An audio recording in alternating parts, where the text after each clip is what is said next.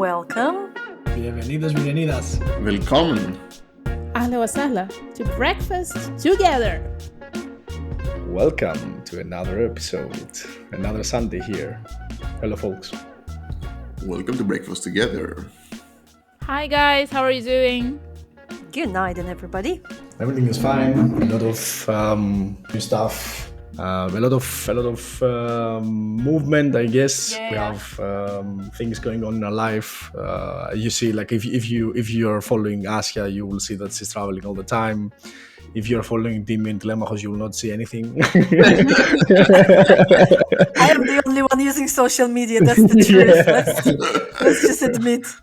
Yes, and Irenas is like from time to time she's posting traveling stuff, but me and Telemachos were just like radio silence. We are incognito, but Incognito. rest assured that we're like running like crazy, doing a bunch of things. Yes. We still Too spend busy some to time to post. meet, even though we live in the same city. It's difficult to even find time to meet. Right. But you guys did met like last week because you were helping me. Yeah, we did. No, actually, we did met Even after. twice, even after. Yeah, even if it's like as Telemachos said, like a big city, which comes we can like connect with a topic of this this episode, which is how we integrate to the living abroad in general, because all of us, as you might know, we live in different countries. Me and Telemachos in Germany, in Berlin, in the same city, but we have Irena in Oslo, and we have Asya in Turkey right now. Remind me the name of the city. Didim. That's Didim. Didima. Yes, Yes. Didima. So yeah, I think the topic of this it's an interesting one for everybody living abroad or not. So you can get a bit of taste of how it's to live abroad, how it's to integrate. It's difficult. It's an easy thing because a lot of people most of the times are seeing the tip of the iceberg, but in under the hood there's like a lot of things happening and a lot of difficulties, I would say.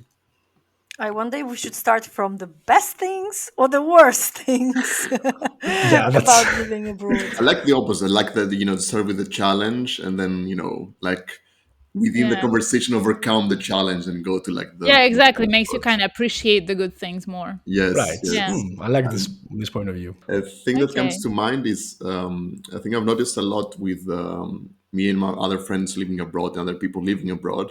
Other friends, sorry to interrupt, but it's me, the other friends. Yes, other friends, all other friends. Like there is Dimitris, there is Mitsos, Mitsara. Those are all just Dimi's nicknames. Right. Not just this names, every name is nicknames. It's a Greek thing, but that's another episode. But yeah, I've noticed that it's kind of that there are two social groups in a way in every country, especially with lots of international people, because you have the people who are from that country or from that city, who were born there, who went to school, to university with some people there, and who kind of have their own social groups and are established. And I think, depending on the culture, of course, that's more or less who they stick with. Like for especially like once they get close to the 30s and then they finish university. And then you have all of the international people who kind of like broke this progress, let's say this linear progress, and that's just moved somewhere else at some point, and then they have to start anew. But it's difficult, for example, to get well connected with like the locals because they already have their friends, their time is full, and so then you're stuck in this like awkward situation where you're kind of like between worlds, you could say. And I think that's usually why we end up having most of our friends being also in the same situation, because if you're fortunate enough to be in a country where there are many international people moving No. there, then you actually end up having so many of them that you form a group within yourselves anyway. It's more like the international bubble, as they So-called call it. bubble. Yeah. Yeah, exactly. Mm-hmm. Actually, interesting that you mentioned that Telemachos, and it hit me hard when I watched the reel on YouTube, either YouTube or Instagram. We were saying that, and I feel that right now, and I would like to get your opinion here. when you live abroad for so many years, you go back to your country and you feel there that you're not abroad, but you don't belong there. And then you come back here and you feel the same because you never, I personally never integrated 100% in Germany. And that when I read about that, or what's this real, really hit me hard, because you start changing. You're not the same person as you used to be in your home country. Things are changing. Your friends are changing. Your family is changing. And then you come back here and you will never probably be accepted, let's say, or integrated 100%. So it's your, as Telemaho said, you're in between the words. What do you think about that? Yeah, that's the thing. I And yeah. no, go on. I'll say if you want to say No, something. no, no. I mean, I totally agree with that. I think it's this sort of a trade-off for expanding your personality, your person as who you are when you're back at home. And while you decide to move somewhere abroad, what happens is that you're becoming definitely richer in experience, in a lot of different things, language, culture, different friends, and so on and so forth. But you're also not the same person anymore. So you look at what you thought is the best, maybe the tastiest, maybe the only one because you know it. It doesn't feel like this anymore because there is a new level of comparison. And no matter how much you try not to compare, you will do it because that's just how psychology works. It's like, a kid who has never been to McDonald's and always eating broccoli. He doesn't know how the French fries taste. But once you get to taste it, Nice. that Yeah. is I it. like You that. will I never like be that. able. Yeah. So it's an expansion, but as a Yeah. trade off. You just need to Mm. understand that even if you don't like that abroad experience, if you even, let's say, as a negative, it will come, somewhat the country won't be suitable or something goes wrong, Hmm. you will never be the same person, but that will make you richer. And I think it's very important to remember you may not be the same, but you will just expand yourself as a person, and you will broaden your view. I absolutely agree on that. And I have to add one quote from my Chilean friend that I told Telemachos when I was visiting Berlin in Chile. Chile. Yay. When I was Big visiting facts. Berlin in October 2023. And what she said was, because she had recently moved to Germany back then, and she said that moving somewhere abroad, it helps you to be free also of the stereotypes and cliches that you were living in your own country. So once you are somewhere else, you don't have to follow those rules that you didn't like. You don't have to live the way people live in your country. You can actually have another perspective on your own culture. And I really, really love that, because and it's all again in this topic of growth, because as you both, or actually three of you mentioned, you change as a person. Other challenges that I would like to mention that I think people can relate to is I miss my native language. I miss my food.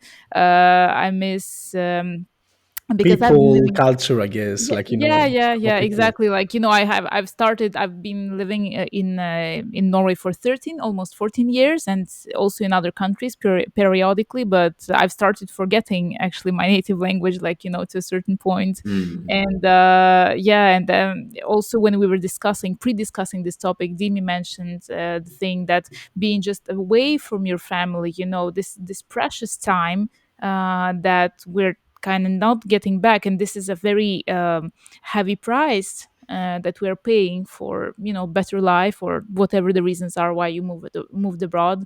So those are also some of the challenges. Hmm. It's true that you have this thing that when you move abroad, you can, depending also how different the culture is, you can have, it's a bit like taking a step back and looking at your culture, but from from like a more objective lens. And this is what I really like about living abroad, is that you can get that even from living for a few months or maybe a year, that you can look at your own culture like more objectively and see what you like and what you don't like. And it also means that you can appreciate things that you were not appreciating while you were there. Like, for example, for me, this was the case with traditional Greek music and dances, because when I was living in Greece, it was kind of like everybody did it, but it was a bit, Yeah, yeah, Mm. sometimes it's a bit cringy, sometimes it's a bit like, yeah, you don't pay much Old attention to it. school, sort of yeah. not Yeah, exactly. It's not like more fashionable. old school, something that maybe older people do, whatever. But when you move abroad, you kind of appreciate it a lot more. And I started listening to it a lot. And we've been to some wonderful, also traditional Greek music concerts, also with Dimi, a Yeah, really indeed. surprisingly great one. And it's those are nice as well. Sorry to interrupt, Lema, here, because you, especially for us, we just see people that they be probably having more or less the same issues in their life, or the same, let's say, concerns about living abroad, and then you just go there and you just enjoy with something that connects you, that is your culture, your language, your maybe way of entertaining, like entertainment, like the music or whatever. So it's a beautiful thing. So definitely recommend that to anybody living abroad. Try to go to Hmm. events that are made for these situations. And this is like you're embarking on the next part of our topic. So now we have talked about some challenges that there are when immigrating, but how can we fight the loneliness? How can we integrate? What are your best tips and tricks in your respective countries? I would actually want to start with thing that is like a coin with two sides, let's say, because I think a typical trap that people fall into when they move abroad is that they hang out only with people from their own culture. So they Hmm. found their bubble there, not the Yes. international bubble, but the bubble from their own country, Yep. or like second generation, third generation, and they stick to it. And it's nice in a way because, as Dimi said, you have this like you have the same experience, you have this like feeling of being at home. It feels like it's like a small bubble of your own country in a different country. Like it's like a part of Germany where the time passes like in Greece. So But it's just for once or twice per year, you know. exactly, but that's the Yeah, thing. Like you have to like yeah, keep it limited because you can. Then it's kind of like you miss out on actually integrating in the country you're in and meeting out, doing the thing you were actually supposed to do all along and you wanted to do all along. yeah. That's the Yeah. biggest. No, go for it. No, no, go, go, go, go. I think that's the, if you probably we don't want to go this route, but this is the biggest problem of integrating like foreigners to countries, and I've seen this.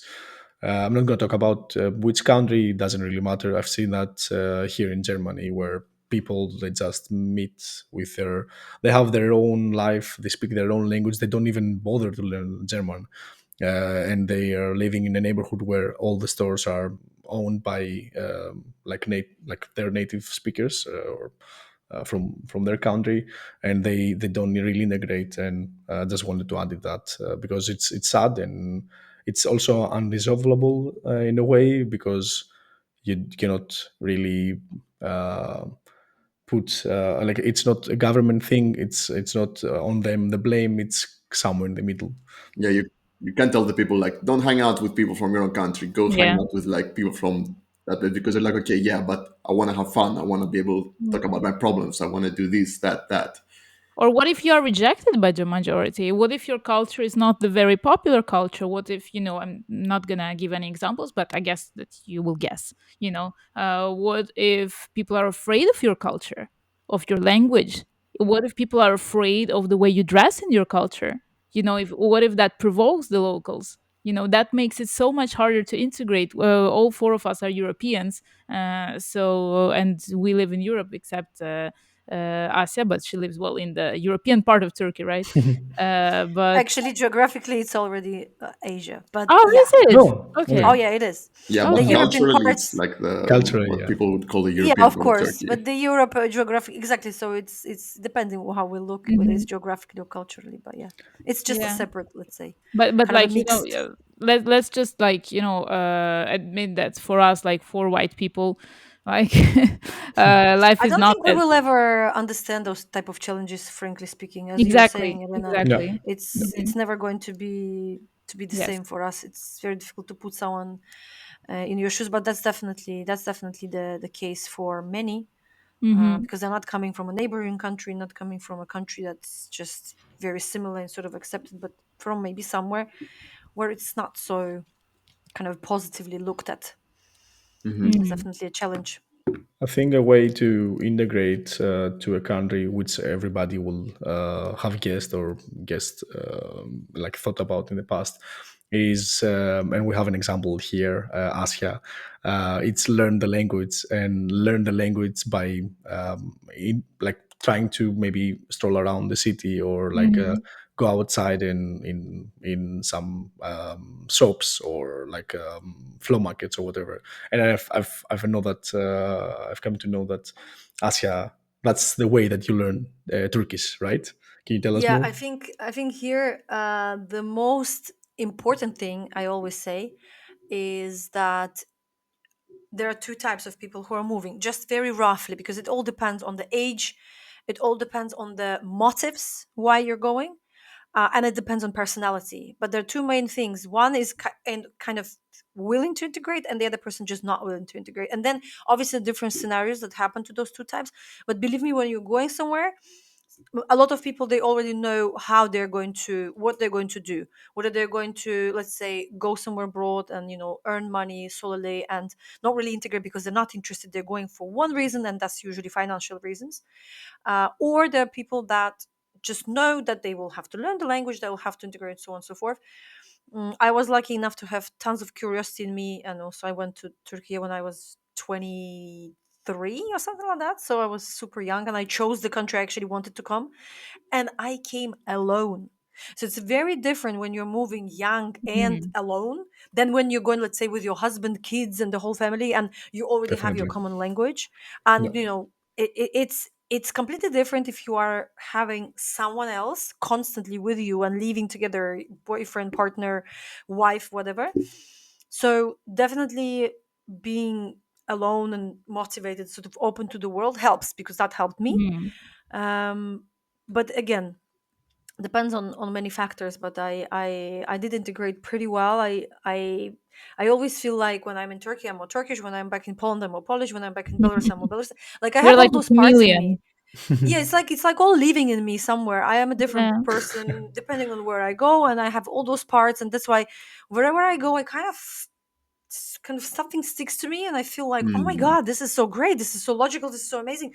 I'm just gonna act like this because this just feels so fantastic. I never felt like, oh no, my culture is the only one that is, because what does it even mean? I mean, for me, it's like matryoshka, you pull out the shorts and there's more, there's more, there's more, and it's like endless, I guess. But yeah, it's different, depending on the circumstances, with age, with you know certain things. And what you're saying is, I think it's connected also to this fact that languages are connected a bit to personalities, that you get when you speak a language, you get a bit into the mindset of the culture or the circumstances that you learn this language in.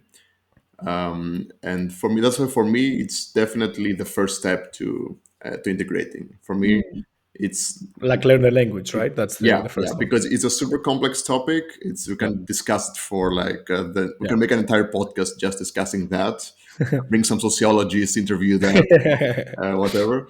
But I think definitely what 100% helps and is a necessity is learning the language, because without this you cannot do anything else and you can forget about anything else.